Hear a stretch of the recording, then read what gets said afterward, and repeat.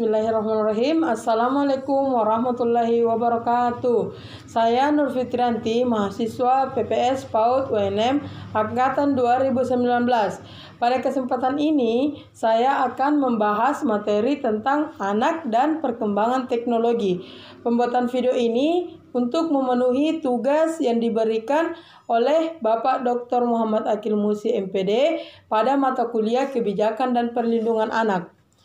Yang pertama kita bahas tentang konsep anak dan teknologi.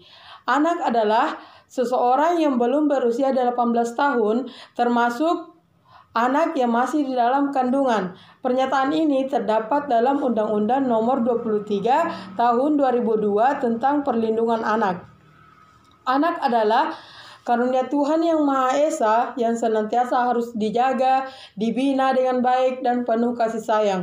Karena anak juga memiliki harkat, martabat, dan hati yang dapat merasakan kasih sayang orang tua. Anak memiliki kondisi emosional yang belum stabil dan memiliki mental yang masih dalam tahap pencarian jati diri, sehingga anak harus mendapat pengawasan dan bimbingan dalam setiap periode pertumbuhannya. Menurut Kamus Besar Bahasa Indonesia, tahun 2011, teknologi didefinisikan sebagai metode ilmiah untuk mencapai tujuan praktis ilmu pengetahuan terapan atau keseluruhan sarana untuk menyediakan barang-barang yang diperlukan bagi kelangsungan dan kenyamanan hidup manusia. Dari uraian di atas, dapat disimpulkan bahwa dengan adanya teknologi maka akan memudahkan segala urusan manusia dalam kehidupan sehari-harinya. Yang kedua, mengenai bagaimana cara mendidik anak di era digital. Menurut Pak Lupi, tahun 2015, hal-hal yang perlu dilakukan oleh orang tua dalam hal mendidik anak di era digital adalah yang pertama, meningkatkan dan memperbaharui wawasan tentang gadget dan internet. Hal ini dilakukan agar orang tua mampu mengawasi anak dalam penggunaan media digital. Yang kedua, orang tua harus melihat apa yang sedang dilakukan oleh anak dalam mengakses internet. Yang ketiga, membatasi waktu pada anak dalam penggunaan media digital seperti gadget. Yang keempat, memberikan pemahaman dan kesadaran bersama akan dampak negatif dari internet ataupun gadget. Yang kelima, secara tegas melarang sesegera mungkin jika ada tontonan yang tidak pantas untuk ditonton. Yang keenam, menjalin komunikasi yang terbuka antara orang tua dengan anak. Selanjutnya, dampak perkembangan teknologi. Dampak perkembangan teknologi bagi kehidupan masyarakat, khususnya bagi anak, memiliki dua dampak. Yang pertama, dampak negatif dan dampak positif.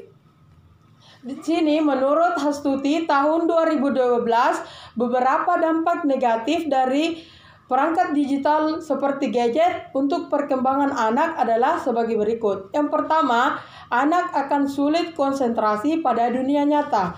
Akibatnya, anak akan mengalami kesulitan berinteraksi dengan dunia nyata, bermain bersama dengan teman sebayanya. Yang kedua, terganggunya fungsi PFC atau prefrontal cortex. Prefrontal cortex adalah bagian di dalam otak yang mengontrol emosi, kontrol diri, tanggung jawab, dan nilai-nilai moral lainnya. Jadi, anak yang kecanduan teknologi seperti game online, otaknya akan memproduksi hormon dopamin secara berlebihan yang mengakibatkan fungsi PFC terganggu.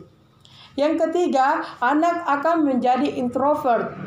Nah, ketergantungan terhadap gadget pada anak-anak membuat mereka menganggap bahwa gadget adalah segalanya buat mereka. Akibatnya, tidak hanya kurangnya interaksi antara anak dengan orang tua, tetapi juga bisa menjadikan anak akan menjadi seseorang yang memiliki kepribadian introvert atau tertutup. Selain dampak negatif dari perkembangan teknologi, teknologi juga memiliki dampak positif.